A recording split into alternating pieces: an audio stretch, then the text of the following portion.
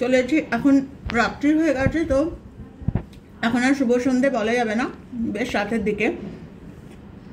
আমি রাতে মানে খাবার খাচ্ছি, ডিনার। এই দেখো কি খাচ্ছি,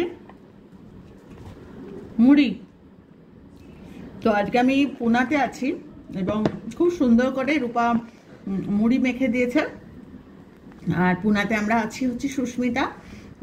তোমরা সুস্মিতাকে অনেকেই চেনো, সুস্মিতার নাম আমরা মাঝে মাঝে আলোচনা করি। সুস্মিতা, মৌসুমি আর আমরা পুনায় এসেছি রূপার কাছে, মা বাবার কাছে দেখা করে। কালকে ভোরবেলা আমরা শ্রী সারদা মঠে যাব, ওখানে দেখা করে মায়ের সাথে আমরা রওনা দেব।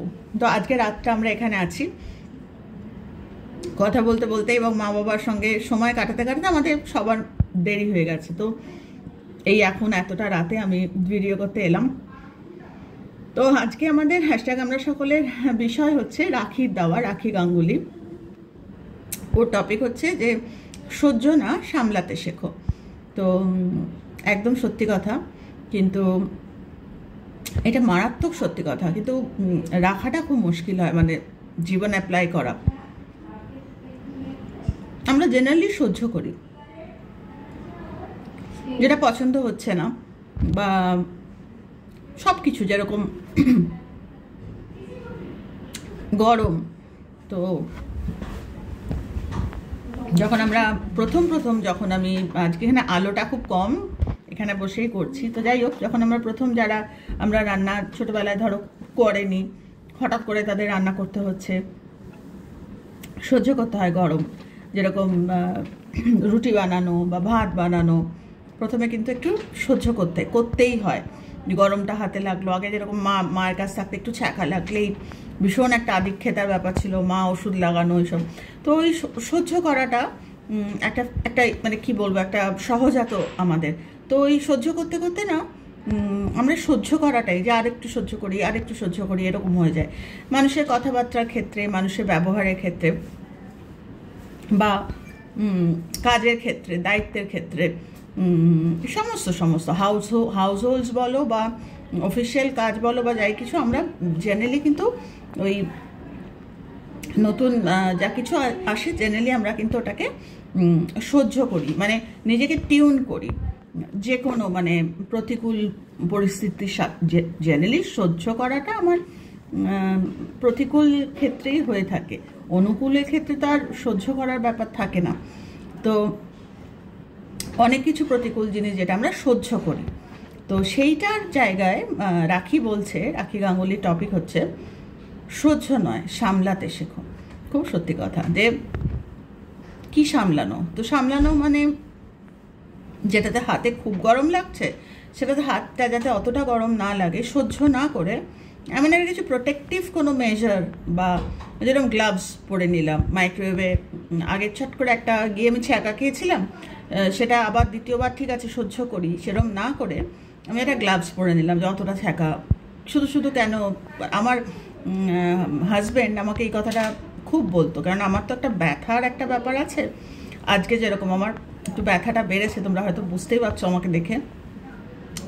তো যখন ব্যথা হয় না, আমি পেন কিলারটা জেনারেলি খেতে চাই না। আমার হাজব্যান্ড আমাকে বলে শুধু কেন সহ্য করছো, ওষুধটা খেয়ে নাও না, এরকম বলে। তো মনের মধ্যে নানা রকম চলে, না একটু সহ্য করি, বা কিন্তু খেয়ে নাও না ওষুধটা, শুধু কেন এত কষ্ট পাচ্ছ, কেন সহ্য করছো। তো সামলানো মানে হচ্ছে শুধু সহ্য নয়, সহ্যটা একটা 100 বার সহ্য না করলে এক্সপ্যান্ড করে না লাইফ, কিন্তু একটা সাময়িক টাইমের পর সহ্য না, একটু সামলে নেওয়া, যে এই জিনিসটা এরকম হতে পারে, সেটা আমি সহ্য না করে আমি একটু সামলে নিলাম। যেরকম গরমের কথাটা বললাম, বা মানুষের ব্যবহারের ক্ষেত্রে, যে তোমাকে এমনিও দেখা যাচ্ছে তুমি হাজার নিচু হও, রূপা এখানে এসে উঁকি বাড়ছে। তো সেরকম অনেক ক্ষেত্রে আমার এই মুহূর্তে আসলে, যেহেতু প্রথম কথা আমার খুব পছন্দের জিনিস এই যে মুড়ি, আর এত সুন্দর আমের ওই তেল দিয়ে ভীষণ সুন্দর করে মেখে, এটার দিকে আমার নজর। আর এখানে এসেছি তো মা বাবার সঙ্গে কথা বলতে বলতে মাইন্ডটা একটু অন্যরকম। তো এখন খুব একটা জাস্টিস আমি করতে পারছি না, খালি ওটাই বললাম যে সহ্য 100 বার করতে হয়, কিন্তু সাথে সাথে আমরা যদি একটু সামলে নিতে পারি, মানে পরিবেশটাকে যদি আমার নিজের মতো করে একটু করে নিতে পারি, একটু সামলে নিতে পারি নিজেকে, অন্যকে সামলানো যায় না, সামলাতে নিজেকে হয়। তো সব কিছু, সেটা কথাবার্তা হতে পারে, ব্যবহার হতে পারে, নিজেকে একটু সামলে নিলাম যে না, আমি এর কথায় রাখবো না, আমি সহ্য করতাম আগে, এর কথায় আমি সহ্য করতাম, যে আমি বুঝে গেছি যে এরমভাবে করা, বাজেভাবে কথা বলা উচিত না, চলো সহ্য করি।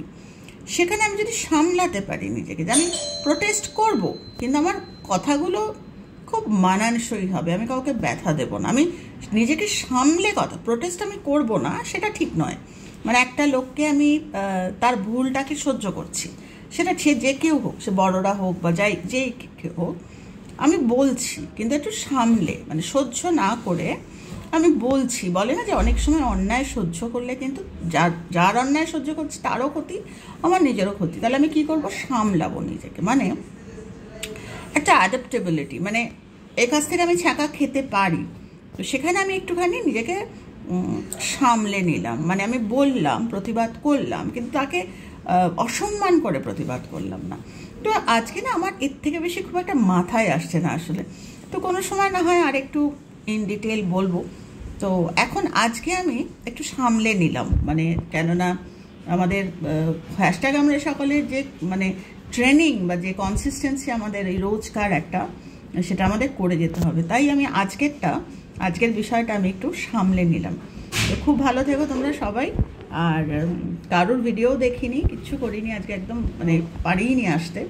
তো খুব ভালো থেকো তোমরা, যে যেখানে আছো। সামলে নেওয়াটা কিন্তু একটা আর্ট। তো আরেকদিন না হয় ভালো করে ডিটেলে আমি আলোচনা করব। খুব ভালো থেকো তোমরা সবাই, আর যে যেখানে আছো কজে থেকো।